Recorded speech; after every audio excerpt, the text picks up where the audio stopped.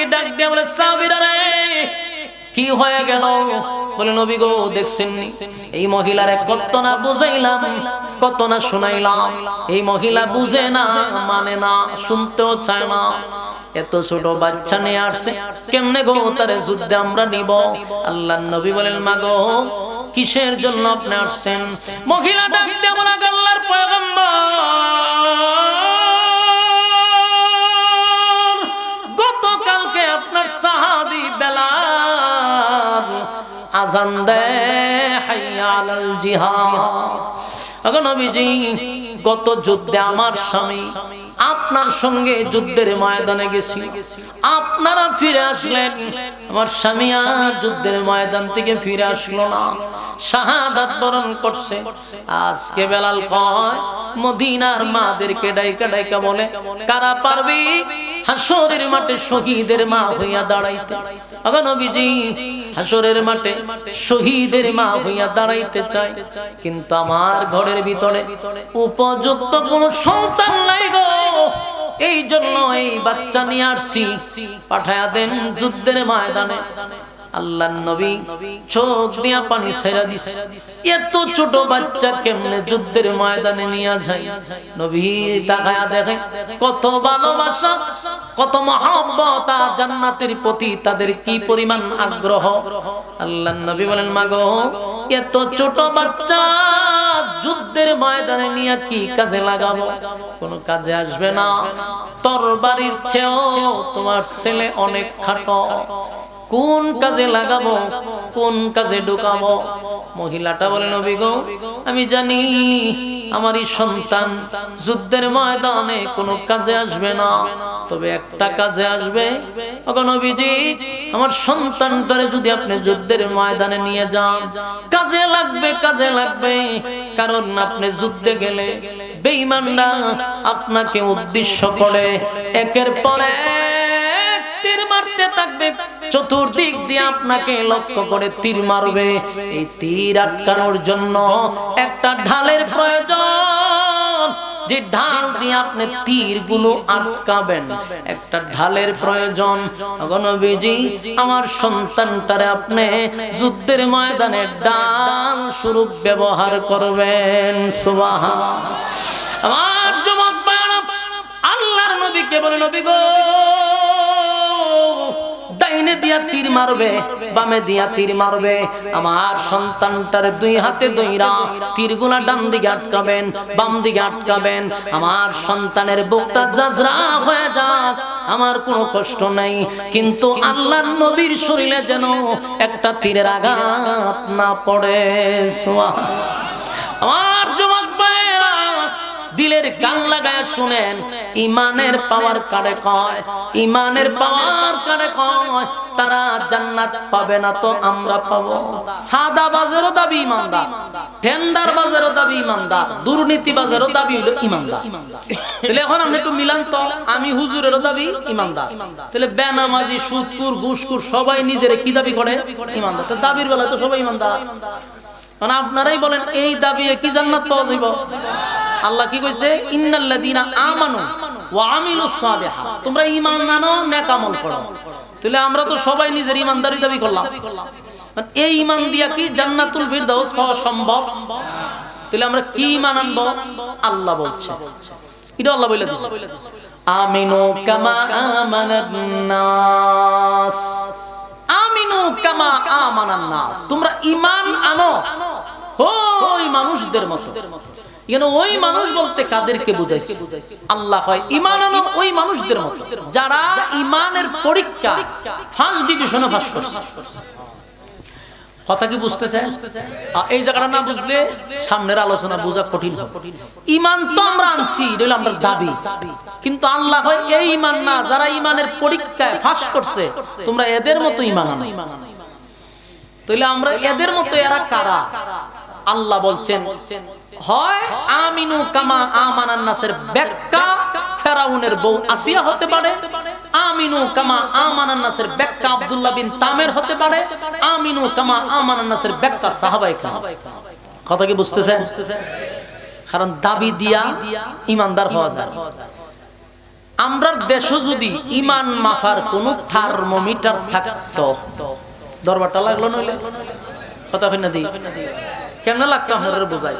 এই যে আমি এসে ওয়াজ করতাম, আমিও বাঁচতে পারলাম নইলে। আগে ওয়াজ হয় এবারে আমার কইতে হুজুর আইন ঘরের ভিতর নিলইল, ঘরের ভিতর নিয়া হইলো হুজুর বগলে নিছি ডালগি দেন চান, তুমি আলগি দিলাম হইলে থার্মোমিটার ঢুকাই দিলে ঢুকাই হইলো হুজুর কোন সময় 5 মিনিট খারাপ তখন সহ্য করে 5 মিনিট পরে ঠান্ডা বাড়ি করে দেখতো যেটা লাল বাতি জ্বলে, হয়তো হুজুর আপনার ওয়াজ আর হুনার কোনো রুচিও নাই, আগ্রহ নাই, আপনার ইমান দি লাল বাতি। পাবলিক দেখার আগে তাড়াতাড়ি বাড়ি ধরতে নেই, ঠিক না বে ঠিক? ফির সাহেব যদি এত মুরিদ করবার হয়তো হুজুর আমরা সবাই মুরিদ হবো, আগে আপনার ইমানটা মাইটা লই। দ্বিতীয় ফির সাহেবের বগলের নিচে থার্মোমিটার ঢুকাই, কতক্ষণ পরে দেখতো যে ফিরের সাহেবের লাল বাতি চলতেছে, ফির দৌড়াইয়া গ্রামের বাইরে করতো, ঠিক না? আর কোন নেতা এই কথা বলতে পারতো না যে আমার চরিত্র ফুলের চেয়েও পবিত্র, যে আত্মীলা লারা দিত এমনি আত্মালামায় থার্মোমিটার ঢুকাই দিল, ঠিক না বে ঠিক? কতক্ষণ পরে নেতার বগলের থেকে থার্মোমিটার বাইরে করে দেখতে ডাইরেক্ট লাল বাতি, ওই তো ইজাত নেতা আমার দরকার নেই, তাহলে সবাই ধরা খাইতো। আল্লাহ হয় আমি থার্মোমিটার বাড়াইছি কেন? তোমাদেরকে শুধরানোর সুযোগ করে দিছি, পরিবর্তন হওয়ার সুযোগ করে দিছি। এই জন্য আসুন, ইমান তো আনবো কাদের মতো? ওই মানুষদের মতো যারা ইমানের পরীক্ষায় ফাঁস করছে। প্রত্যেকটা ইমানদারের ইমানের পরীক্ষা হবে। আমি আবারও বলছি, এটা পরীক্ষার হল। পরীক্ষায় ফাঁস না করা পর্যন্ত আল্লাহ এত বড় রাজত্ব আমাদেরকে দিবে না, এটা আপনাদের মাথায় রাখতে হবে। খাও দাও ফুর্তি করো, দুনিয়াটা মস্ত বড়, এই স্লোগান বলতে হবে। খালা নিগানা এসে পরীক্ষা দিবার, পরীক্ষায় যদি ফেল করি তাকায় নি খুদাই কি ঘুমায়, কথা কয় না। ওরে আল্লাহ রে, খুদায় খায় না ঘুমায়, এটা কইতারেন না। খুদায় খায় ঘুমায় না, তাহলে তুই দি খাস, তুই দি ঘুমাস, সন্তানও জন্ম দেশ, সকল তুই খরচ খুদা হইলে কেমন? হেরামিন নাই মাথা তার দেখো সর্বনা। আমি খুদা, তুমি হইলে খুদি, খুদার বউ কিতা খুদি। তে আমার বউ যদি আমার খুদা না মানে, মান সম্মান থাকবো, মান যদি আমার আর খুদই ডাকতো না, সব বনাস, এটা বাহিরে গেলে মহা সমস্যা। ফেরাউন এতদিনে বুঝছে যে আমার বউ আমার খুদা মানে না। আমার যুবক ভাইরা, আসিয়া কিন্তু ফেরাউনের খুদা মানে নাই, কারণ আসিয়ার যুক্তি হইল আমার রব যিনি, তার ঘুম নাই, খানা নাই, সন্তান জন্ম দেয় না, সন্তান জন্ম নেয় না। আল্লাহ নিজে বলছেন লাম ইয়ালিদ ওয়া লাম ইউলাদ, আমি কারো কাছ থেকে জন্ম নেই না, কাউরে জন্ম দেই না। ওয়ালাম ইয়াকুল লাহু কুফুয়ান আহাদ, আমার সমতুল্য সমকক্ষ কেউ নাই, সুবহানাল্লাহ। আর আল্লাহর ঘুমও নাই, লা তাখুযুহু সিরাতুন ওয়ালা নাওম,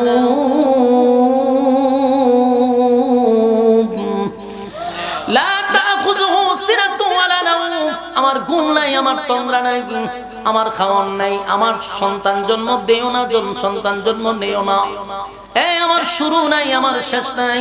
ফেরাউনের সন্তান জন্ম দেওয়া আছে, জন্ম নেয়, জন্ম দেয়, খায় গলা পর্যন্ত আছে। ফেরাউন যেই জালেম, নিজে খায় নিজে পড়ে, কোনদিন খোদা হওয়ার যোগ্যতা রাখে না। আমি যেই রবের উপরে ঈমান আনছি, আমার রব জন্ম দেয় না, জন্ম নেয় না, আমার রব খায় না, আমার রব ঘুমায় না, আমার রবের সমকক্ষ সমতুল্য আর কেউ নেই, সুবহানাল্লাহ। ফেরাউন মেজাজ গরম হয়ে গেছে, সারা দেশের মানুষ আমারে খোদা মানে রে, আর আমার বউ বুঝি খোদা মানে না। ফেরাউন পরামর্শ বুদ্ধি সব নিত সাইমসার থেকে, হের সাইমসার নাম হইলো হামান্না। দেখবেন আমরা এলাকা সহ যে কোনো জায়গাতে যত নেতা আছে বাংলাদেশ, নেতারা যদি অতটা খারাপ নাও হয়, সাইমসারিটাকে নাম্বার 1 বদমাশ, ঠিক না ঠিক? সাইমসারিটাকে নাম্বার 1 বদমাশ। যত সাদাবাজি, লুটপাট, মানুষের উপরে জুলুম করা, নির্যাতন করা, সবগুলো সাইমসারা করে। আর নেতারা এরকম কিছু সাইমসার সাথে ইচ্ছা করি রাখে, ঠিক না ঠিক?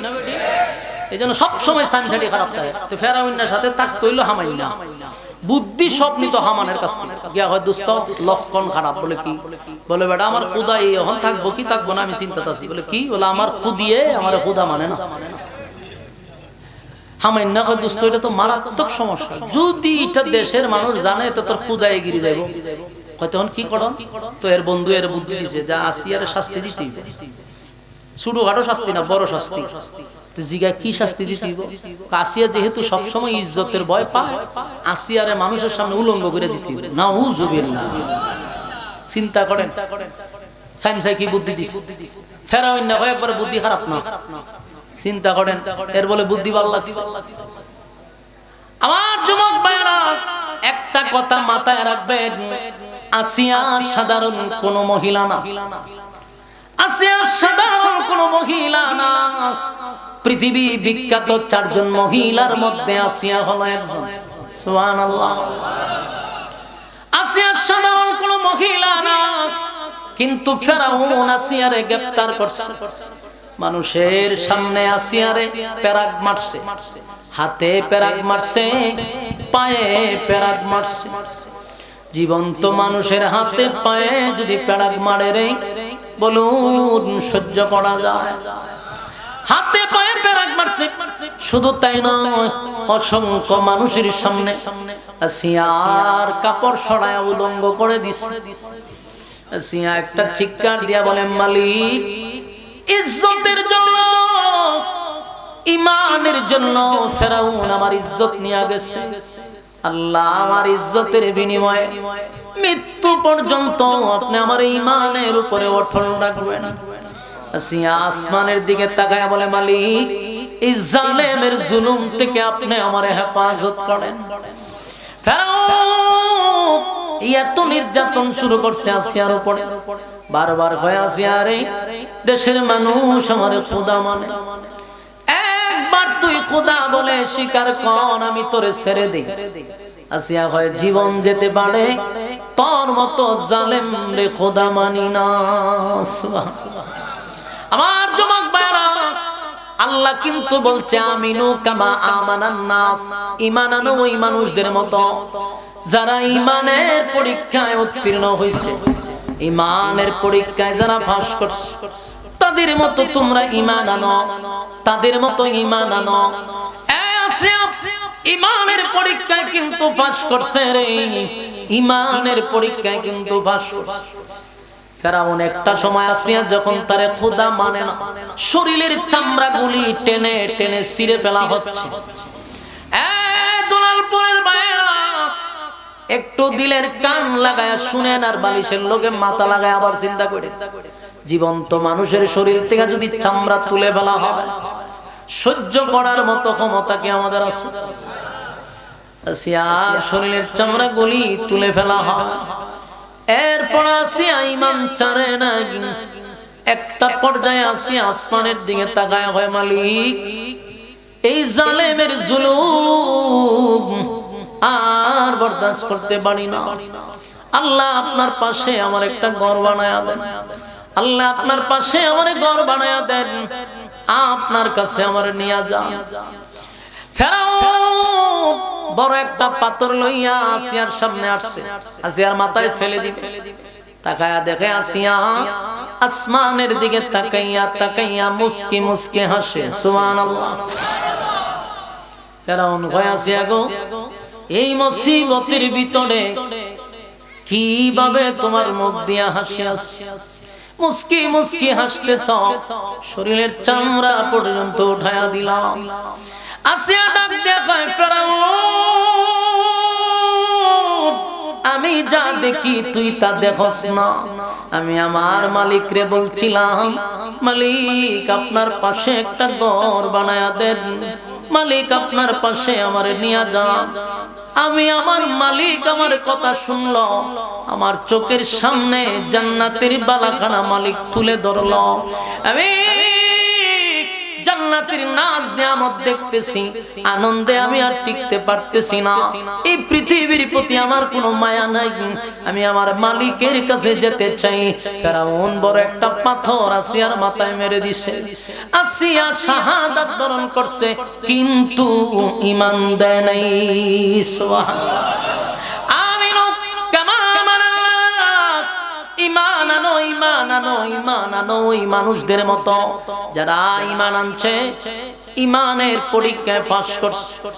মুখে মুখে মুখে মুখে ঈমানদার বললে কি চলে রে? মুখে মুখে ঈমানদার বইলে আমরা 5 টাকার রংসার কাছে বিক্রি হই, ঠিক না বে ঠিক? ওই দুলালপুর বাজারে গিয়া দেখেন কত নেতা আয়া সালাম আলকি দেয়, দিয়া হয় একটা রংসা খাওয়ায় দেয়। রংসা খাওয়ার পরে দেখবেন এই নেতার পিছু দা গুড়ে কয় বুট খারে দিবি রে, রংসা খাওয়াইছেন আপনি, বুট তো আপনারই দেওয়ার লাগে। খাইলো আরেক নেতায় সালাম আলকি দিয়া খাওয়াই দিছে দুধ চা, মাগ গোমাতে তখন বুট আপনারই দেওয়ার লাগে।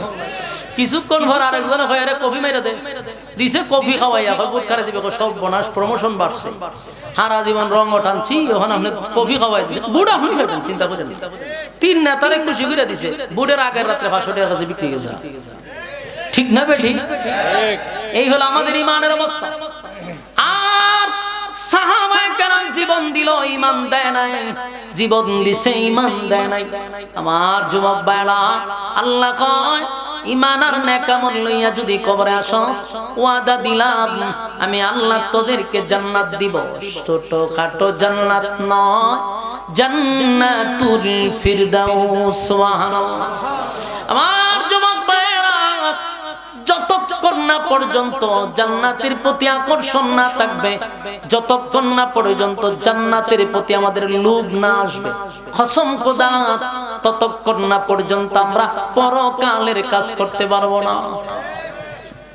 গাছে যদি আম পাকে, প্রথম দেখার পরে একটা লুভ আয়, আমরা ভাই করেছে, লুভ আসার পরে কিন্তু আপনার ব্রেনে কাজ করে যে এটা আমার যে ভাবি হোক খাইতে হইব, তখন ব্রেনে কি করে কাজ করে, তখন দেখবেন গাছে উড়ে, উড়ার পরে গাছ থেকে এটা পাড়ে লামা। বলুন তো দেখি প্রথম কি আসছে? লুভ আসছে। লুভ না আসলে আপনারা গাছে উড়াইতে পারতেন না, এই লুভে আপনারা গাছে উড়াইছে, সেখান থেকে আপনি পারছেন, খাইছেন, সাকসেস হয়েছেন। ঠিক তেমনি ভাবে জান্নাতের প্রতি যদি লুভ না আসে, আপনি পরকালের কাজ করবেন কেমনে? কথা হয় না? জান্নাতের লোভ থাকার কারণে আমি মনে করি এই যে মাহফিল আপনারা আসছেন বসছেন, যারা আসে নাই তাদের কথা না, যারা এই গভীর রজনীতে নরমাল বিছানার মধ্যে বসে আছেন, আমি মনে করি আপনাদের জান্নাতের লোভ আছে। লোভ যদি না থাকতো, ঘর থেকে বাহির হইয়া নরমাল বিছানাতে এখানে বসার কথা না, ঠিক না? আমার যুবক ভাইরা, জান্নাতের প্রতি লোভ থাকতে হবে রে। সাহাবায়ে কেরামদের কথা কেন বলা হয়েছে? বহু সাহাবীরা দুনিয়ায় থাকতে জান্নাতের সার্টিফিকেট পাইছে। সুবহানাল্লাহ। আল্লাহর নবী নাম ধরে ধরে বলছে, তুমি জান্নাতি, তুমি জান্নাতি, তুমি জান্নাতি। সুবহানাল্লাহ। আমার মালিক সাহাবায়ে কেরামদের প্রতি খুশি হয়ে গেছে রে, এই জন্য আমার আল্লাহ জান্নাতের সার্টিফিকেট দুনিয়াতে দিয়া দিছে। এই জন্য আল্লাহ কয় আমিনু কামা আমানান নাস, ঈমান আনো ওই মানুষদের মতো যারা ঈমানের পরীক্ষায় পাস করছে। আর ঈমানের পরীক্ষায় তখনই পাস করবেন যখন জান্নাতের প্রতি আপনি আমার লোভ থাকবে। কথা হয় না? সাহাবীদের কি পরিমাণ লোভ ছিল একটু খেয়াল করেন। মদিনায় বেলাল আযান দিত সব সময়, হাইয়া আলাস সালাহ, আযান দিত হাইয়া আলাল ফালাহ। একদিন গভীর রাত্রে বেলাল আযান দেয় হাইয়া আলাল জিহাদ, হাইয়া আলাল জিহাদ। মদিনার অলিতে গলিতে বেলালের আওয়াজ পৌঁছে যাইত। সুবহানাল্লাহ। বেলালের গলার মধ্যে আল্লাহ এত জোর দিছে রে, আজকে আপনারা মাইক লাগাইছেন, চতুর্দিকে হরন লাগাইছেন, এরপরও কিন্তু 1 কিলোমিটার দূরে আওয়াজ যায় না, ঠিক না বেটি? এত প্রযুক্তি ইউজ করে 1 কিলোমিটার দূরে আওয়াজ যায় না, অথচ খালি গলায় বেলাল আযান দিত, খালি গলায় বেলাল আযান দিত, সুদূর 140 কিলোমিটার দূর আওয়াজ পৌঁছে যেত। আমার যুবক ভাইরা, গভীর রজনীতে বেলাল কয় হাইয়া আলাল জিহাদ। মদিনার ফুলাফান্ডি কাটাই গেল, চিল্লাচিল্লি করতে, হ্যাঁ ফুলাফান তোমরা যাও, মুখ বন্ধ কইরা থাক থাক ছিলেন, সে যাইবো বাড়ি যেত গা জায়গা, কারণ বর কইরা লইছে, ঠিক না বেটি? তে যাও তোমরা কথা কইও না, কথা বলে বুঝুন তো 10টা গিয়ে বর করছে। আমার যুবক ভাইরা একটু দিলের কান লাগায় শুনে নেই যে এরারে দিয়া শয়তান মনোযোগ নষ্ট করায়। প্রমাণ পাইছেন? কারণ ওয়াজ সুন্দর চলুক, আপনারা মনোযোগ দেন, এটা শয়তানে চায় না। শয়তান চিন্তা করে আমার চেষ্টা তো ব্যর্থ, এই জন্য এরার উপরে ভর করে এরারে দিয়ে লড়াছাড়া করে। আল্লাহর রাস্তায় তোমরা কথা বলো না প্লিজ, কথা না বলি, কথা কইয়া গুনাহগার হইবা, এমন হইলে তোমরা বাড়ি যাও গা ঘুমাও। কিন্তু আরেকজন শুনতেছে, এদেরকে বিরক্ত কইরো না। ডাবল গুনাহগার হওয়ার দরকার আছে। আইসো সওয়াবের উদ্দেশ্যে এখন বাড়ি যদি গুনাহই লয়ে যাওয়ার লাগে তার আবার দরকার ছিল না। আমার যুবক ভাইরা কথাগুলো একটু দিলের কান লাগায় শুনেন। কসম খোদার, যদি এই কথা শোনার পরে একটা লোকের ভিতরেও ধাক্কা লাগে রে, আর একটা লোক যদি পরিবর্তন হয়, আমি আশরাফির জীবন এখানে ধন্য। সব মানুষদের হেদায়েত পাবে বিষয়টা এমন না। এই মজলিসে এমনও হইতে পারে একজন মানুষ হেদায়েত প্রাপ্ত হতে পারে, ঠিক না বেঠি? ওয়াজে যে কাজ হয় না এমন না। আমার মতো একটা বক্তার ওয়াজ হইল হিন্দু মুসলমান হয়ে যাবে, চিন্তা করছেন? আমার হাতে মুসলমান ভিডিও আছে, দেখে নেবেন। তা আমি চিন্তা করি আল্লাহ আমার জীবন এখানে ধন্য যে একটা মানুষ ওয়াজ হইনা মোবাইলে ইউটিউবে ওয়াজ হইনা হেতে কয় হুজুর আমি কালেমা পড়তে চাই। তো এটা একটা বক্তার জন্য জীবন কত আনন্দের। একটা বক্তার এখানেই সার্থকতা। এইজন্য ভাই সবাই ওয়াজ শোনার পরে আল্লাহর ওলি ওইটা আমরা ভাবিও না। আর নবীই সবাইরে হেদায়েত দিতে পারেন। আল্লাহর নবীর কথাই কি সবাই হেদায়েত পাইছে? সাহাসাউই হেদায়েত প্রাপ্ত হইছে না। কারণ আমাদেরকে নবীকে উলামায়ে কেরামদের কাজ হলো বয়ান করা, নবীর কাজও ছিল ওয়াজ করা। আমরা ওয়াজ কইরা যান, কারণ হেদায়েতের একমাত্র মালিক কে? আল্লাহ বলেন নবী গো হেদায়েতের মালিক আমি। কারণ নবী আবু তালেবের জন্য দোয়া করছিল।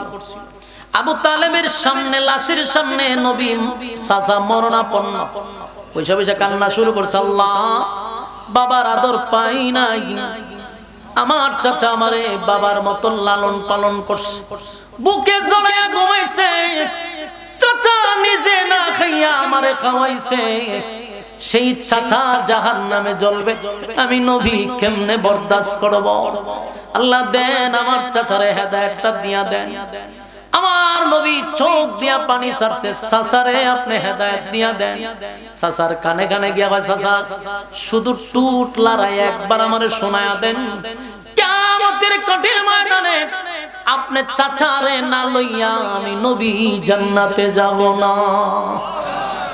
আবু তালেবের কত সুযোগ ছিল রে, কপালটা কত ভালো ছিল।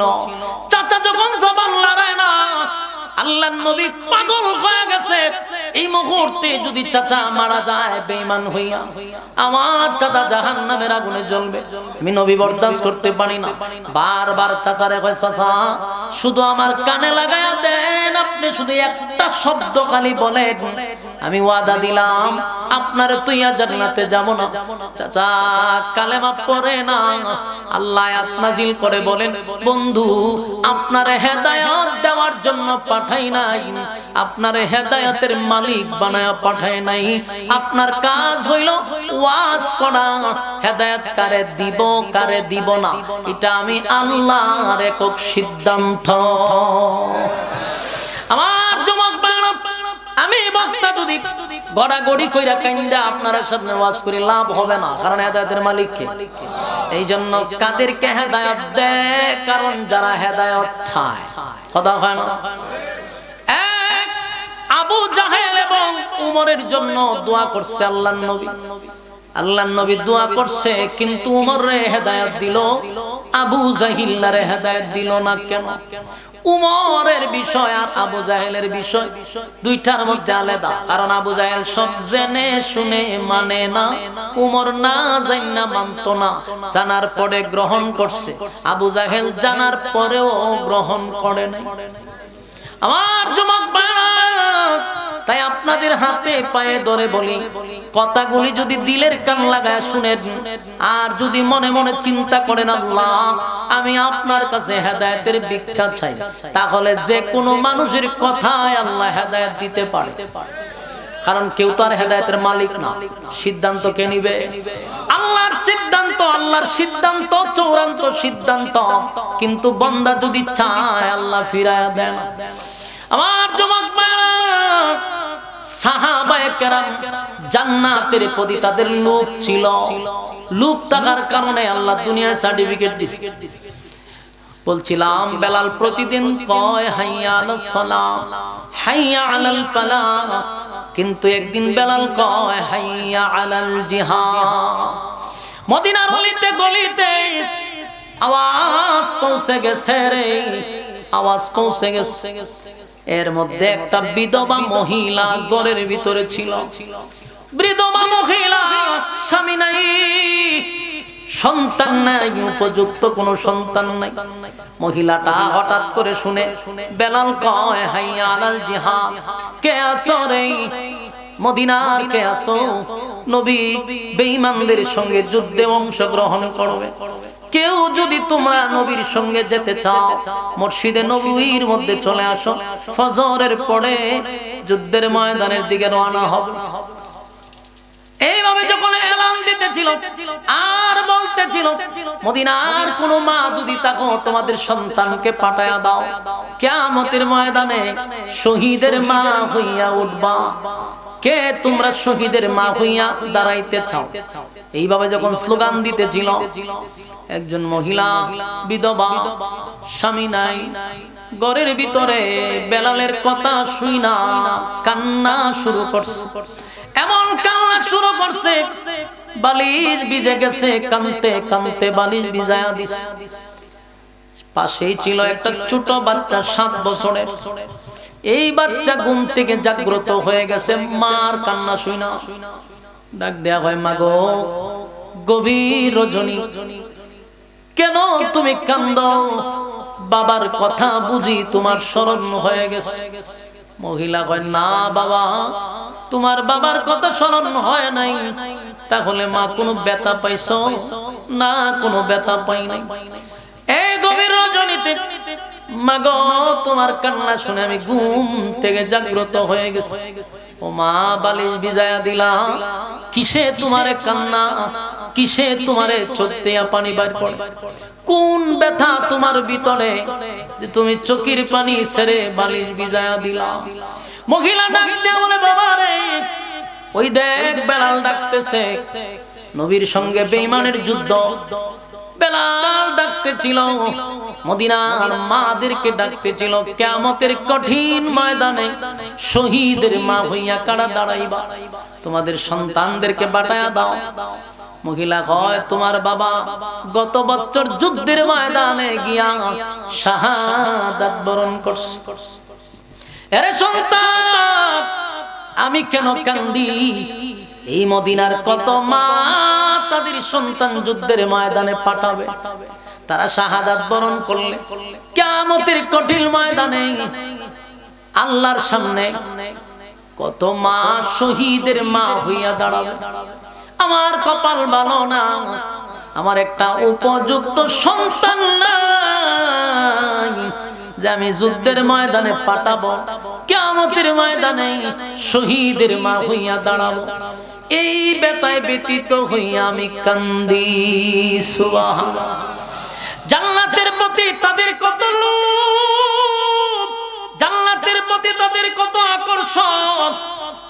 গভীর রজনীতে এই মহিলা এত কান্না শুরু করছে, একটাই কারণ, হাসরের মাঠে কি আমি শহীদের মা হইয়া দাঁড়াইতে পারবো? ব্যথায় যখন কাঁদতে ছিল, চিন্তা করেন 7 বছরের বাচ্চার ইমানের কি পাওয়ার, ইমানের পাওয়ার কারে কয় রে? এই বাচ্চা ডাক দেয়া কয়, মা গো, কান্দেন না। ছোট ছোট হাত দিয়ে আমার চোখের পানি মুছে আর কয়, মা গো, কান্দেন না, কেন কান্দেন?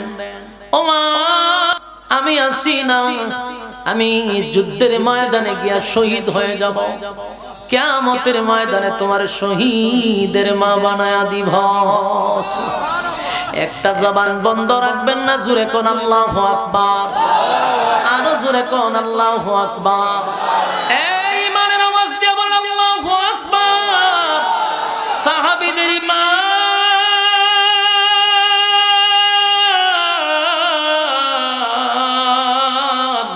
সাহাবীদের ঈমান। আল্লাহ বলেন আমিনু কামা আমানাত নাস, ঈমান আনো, ঈমান আনো, ঈমান আনো এই মানুষদের মতো। কেন বললো? তারা জান্নাতের প্রতি তাদের লোভ ছিল। 7 বছরের বাচ্চা মাকে বুঝ দেয়া কয়, মা কেন্দেন না, আমি শহীদ হইয়া আপনার শহীদের মা বানায়া দিব। মা আনন্দ পাইছে, এত ছোট বাচ্চা মাকে সান্ত্বনা দিছে।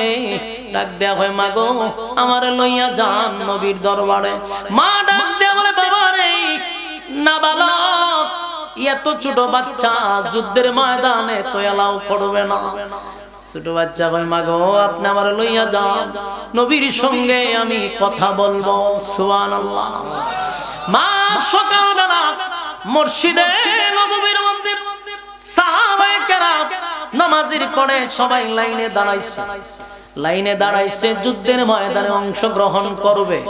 লাইনে দাঁড়াইছে, হঠাৎ করে মহিলাটা বাচ্চাটারে কোলে লইয়া লাইনে দাঁড়াইছে। সাহাবায়ে কেরাম তাকায়া দেখে পুরুষের লাইনের মধ্যে মহিলা দাঁড়ায় আছে। এ মহিলা, আপনি কে গো? জানেন না পুরুষের লাইনে আপনি দাঁড়াইলেন? কেন দাঁড়াইলেন? এটা যুদ্ধের ময়দানে যাওয়ার জন্য লাইন ধরা হয়েছে। মহিলা এলাও না, ছোট বাচ্চারা এলাও না। ওই মহিলা বলে, আমি যুদ্ধের ময়দানে যাব না, আমার এই বাচ্চার নাম যুদ্ধের ময়দানের লিস্টে লেখাইতে চাই। সুবহানাল্লাহ। সাহাবায়ে কেরাম বলে, এত ছোট বাচ্চা কি যুদ্ধের ময়দানে এলাও হয় না? বারবার নিষেধ করতেছে, মহিলা শুনে না, বুঝেও না, মানেও না। যতই বোঝায় মহিলা বুঝ মানতে রাজি হয় না, চেঁচামেচি শুরু করছে। এই আওয়াজ নবীর কান পর্যন্ত গিয়া পৌঁছে গেছে। আল্লাহর হাবিব সাহাবায়ে কেরামদেরকে ডাক দিয়ে বলে, সাহাবীরা রে কি হয়ে গেল? বলে, নবী গো দেখছেন নি এই মহিলারে কত না বুঝাইলাম, কত না শুনাইলাম, এই মহিলা বুঝে না, মানে না, শুনতেও চায় না। এত ছোট বাচ্চা নিয়ে আসছে, কেমনে গো তারে যুদ্ধে আমরা নিব? আল্লাহর নবী বলেন, মা গো কিসের জন্য আপনি আসছেন? মহিলা ডাক দিয়ে বলে, আল্লাহর পয়গম্বর, গতকালকে আপনার সাহাবী বেলাল আযান দেয় হাইয়া আলাল জিহাদ। এখন নবীজি গত যুদ্ধে আমার স্বামী আপনার সঙ্গে যুদ্ধের ময়দানে গেছি, আপনারা ফিরে আসলেন, আমার স্বামী আর যুদ্ধের ময়দান থেকে ফিরে আসলো না, শাহাদাত বরণ করছে। আজকে বেলাল কয়, মদিনার মাদেরকে ডাইকা ডাইকা বলে, কারা পারবি হাসরের মাঠে শহীদের মা হইয়া দাঁড়াইতে? আগে নবীজি হাসরের মাঠে শহীদের মা হইয়া দাঁড়াইতে চাই, কিন্তু আমার ঘরের ভিতরে উপযুক্ত কোন সন্তান নাই গো, এই জন্য এই বাচ্চা নিয়ে আসছি, পাঠায়া দেন যুদ্ধের ময়দানে। আল্লাহর নবী চোখ দিয়া পানি ছেড়ে দিছে, এত ছোট বাচ্চা কেমনে যুদ্ধের ময়দানে নিয়ে যায়? নবী তাকায়া দেখে কত ভালোবাসা, কত মহব্বত, জান্নাতের প্রতি তাদের কি পরিমাণ আগ্রহ।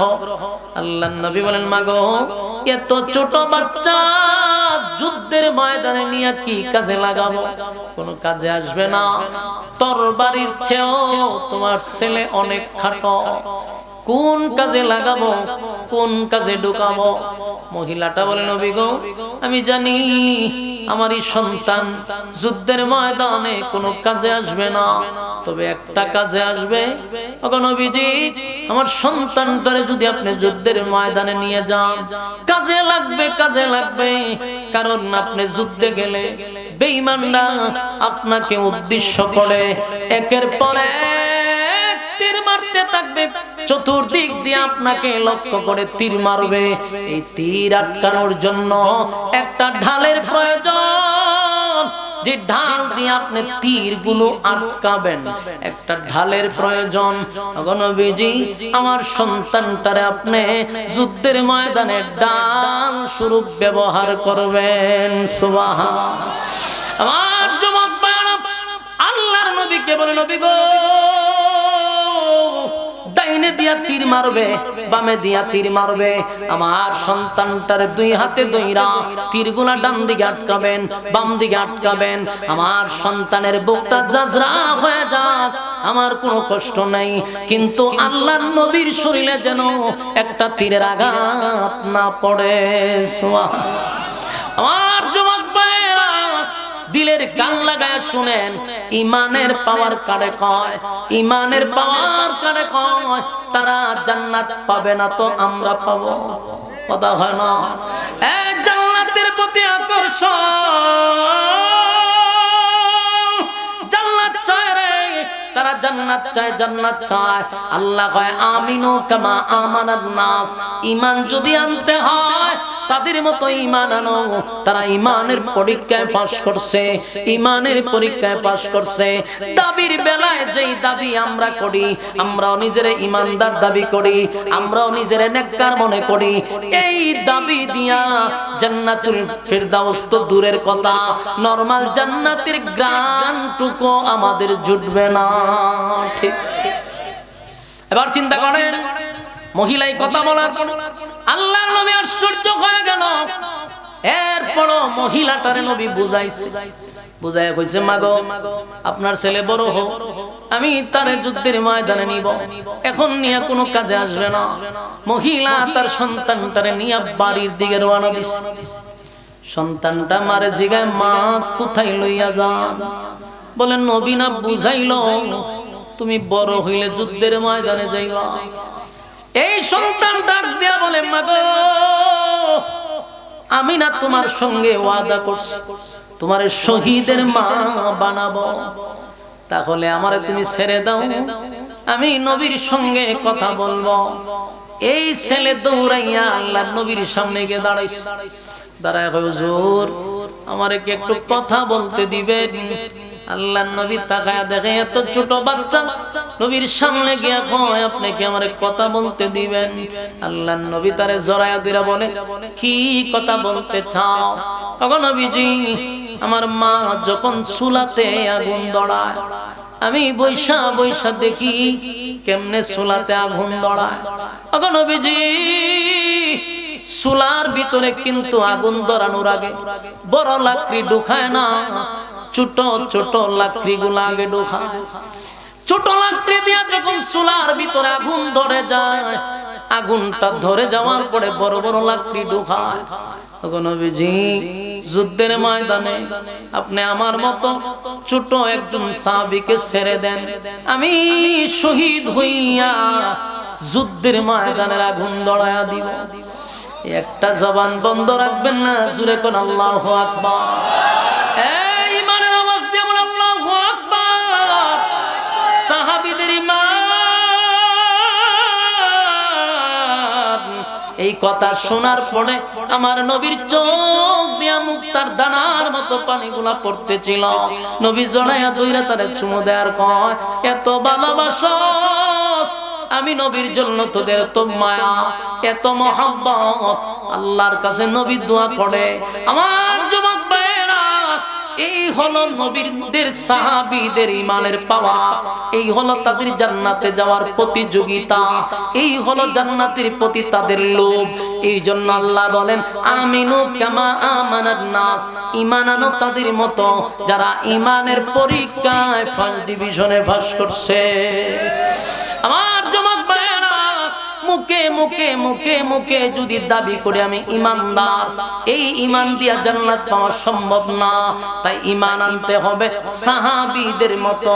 আল্লাহ কয়, দুইটা গুণে গুণান্বিত হইয়া যদি বান্দা বান্দি কবরে আসো, ওয়াদা দিলাম, ওয়াদা দিলাম, কানাত লাহুম জান্নাতুল ফিরদাউসি নুজুলা। আল্লাহ বলেন, আমি ওয়াদা দিছি বান্দা বান্দিরে দুইটা শর্ত দিছি, আমি আল্লাহ ওয়াদা দিছি, দুইটা শর্ত দিছি।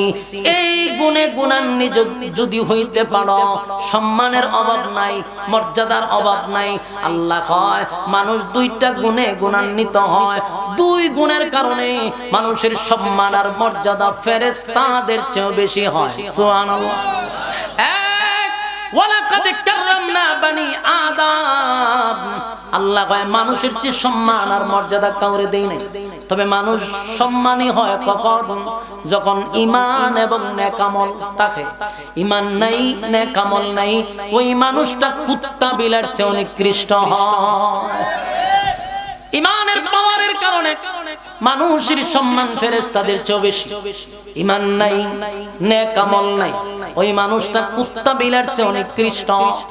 এই জন্য আমরা দুইটা গুণে গুণান্বিত হইয়া যদি কবরে যাই, আল্লাহ কয় বান্দারে ওয়াদা দিলাম জান্নাতের ভিতরে ঢুকায়া দিব, আর খালিদিনা ফিহা লা ইয়াবগুনা আনহা হিওয়ালা।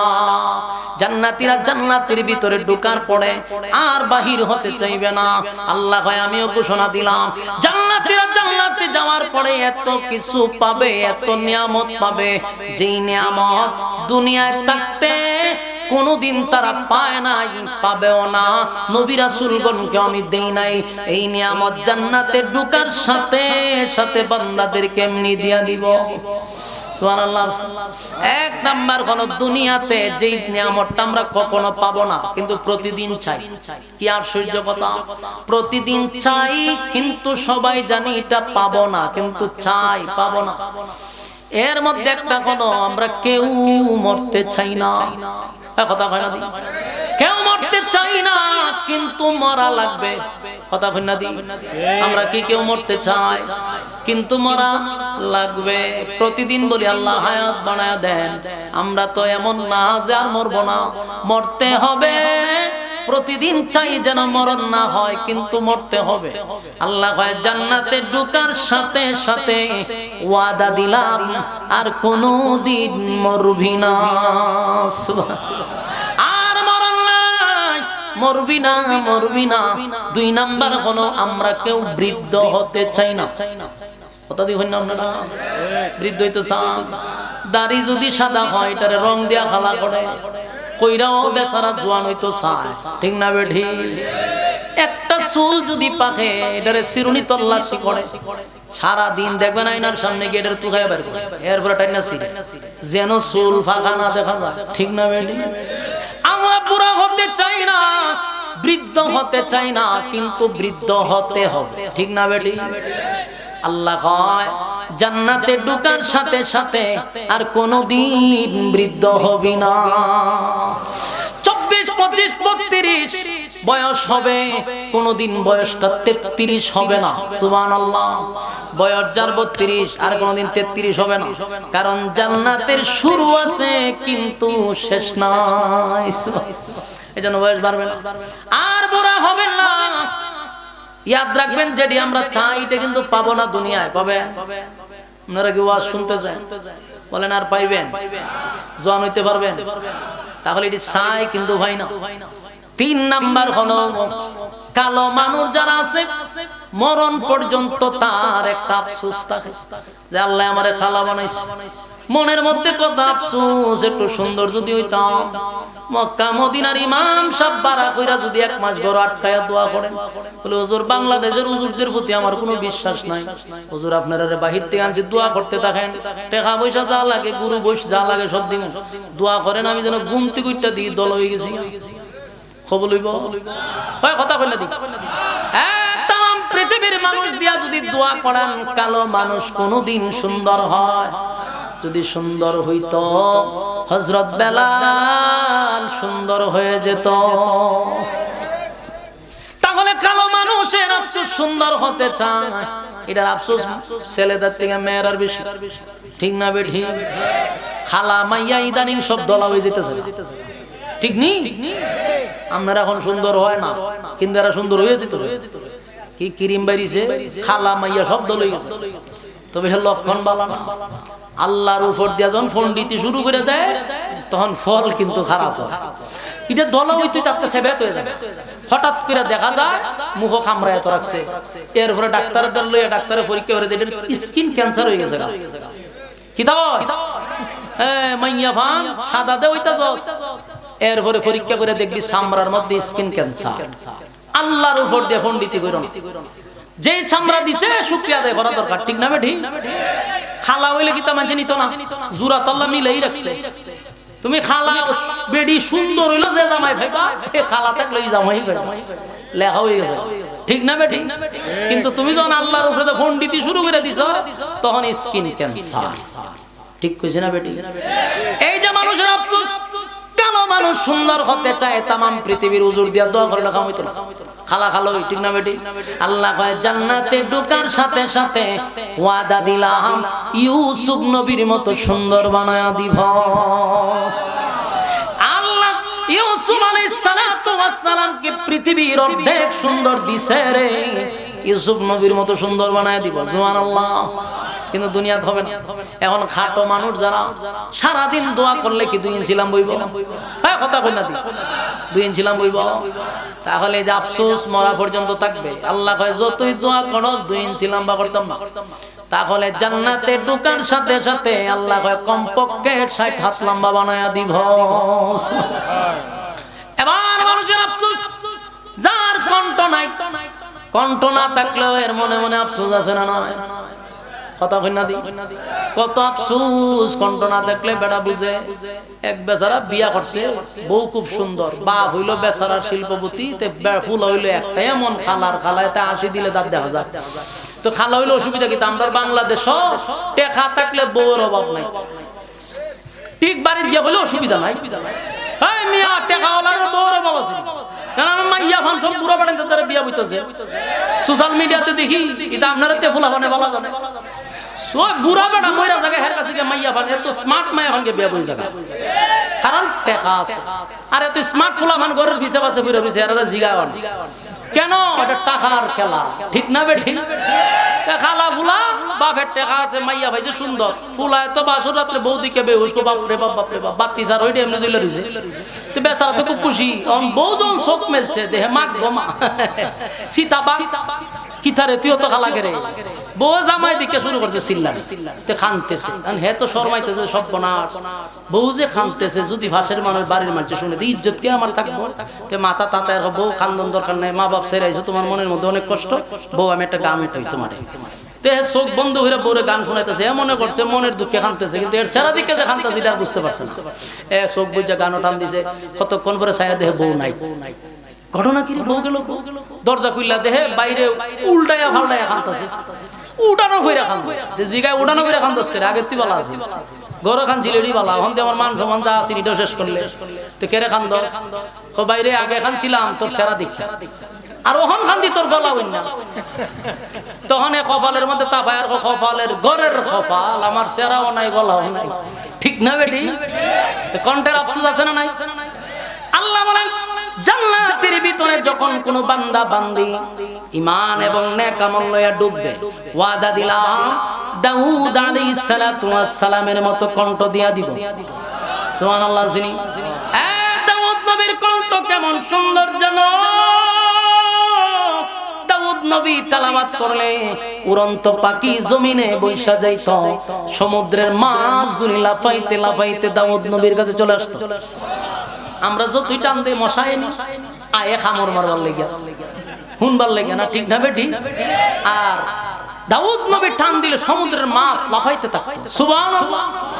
আল্লাহ কয় ঈমান এবং নেক আমল লইয়া কবরে আসলে আমি দাউদ নবীর কণ্ঠ লাগায়া দিব। সুবহানাল্লাহ। জান্নাতের ভিতরে ঢোকাইবার আগে আল্লাহ চরিত্র ভালাইয়া দিব। এরকম খাড়াইশা চরিত্র বাংলাদেশের মতো, বাংলাদেশের মাঝে চরিত্র বালানি, কথা কয় না দি, পৃথিবীর মধ্যে সবচেয়ে খারাপ চরিত্র বাংলাদেশের মানুষের। এই খারাপ চরিত্র নিয়ে জান্নাতে ঢুকাইবার লাই দিব না আল্লাহ। আল্লাহ চরিত্র দিব আযীম চরিত্র। সুবহানাল্লাহ। ওয়া ইন্নাকা লাআলা খুলুকিন আযীম।